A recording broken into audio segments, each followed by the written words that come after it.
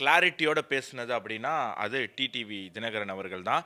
அவருடைய அந்த ஒரு பேச்சினால, அந்த ஒரு ஸ்பீச்லேயே டிடிவி தினகரனுக்கும் எடப்பாடிக்கும் இருக்கக்கூடிய பிரச்சனைகள், அதன் மூலமாக இந்த கூட்டணிக்கு வர இருந்த சிக்கல்கள் அனைத்தும் அவுக்கப்பட்டது, தள்ளி வைக்கப்பட்டது அப்படிங்கிறத நம்ம பார்க்கிறோம்.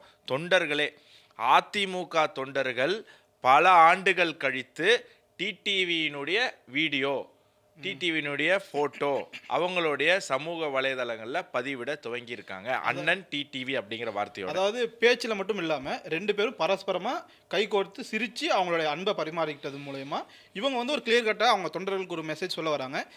பங்காளி சண்டைலாம் அவர் சொன்னது தான். பங்காளி சண்டையெல்லாம் நாங்கள் அப்புறம் பார்த்துக்கிறோம்.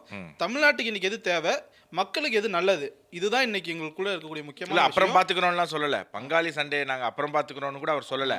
எங்களுக்குள்ள இருந்தது பங்காளி சண்டை தான். அதெல்லாம் நாங்கள் தூக்கி ஓரம் வச்சுக்கிட்டு தாண்டி நாங்க வந்து அம்மாவின் தொண்டர்கள், அந்த வார்த்தை ரொம்ப திமுகவினுடைய ஆட்சி அகற்றுவதுதான் எங்களுடைய பிரதான நோக்கம். அதுவும் அம்மாவின் ஆட்சி அமைய வேண்டும்.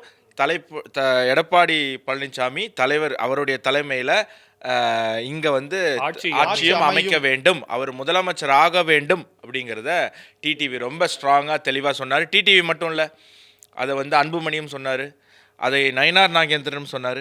ஸோ என்டிஏ கேம்பில் முதல்வர் வேட்பாளர் யார் அப்படிங்கிற சந்தேகமே இல்லை, குழப்பமே இல்லை அப்படிங்கிறது நம்மளால புரிஞ்சுக்க முடியுது.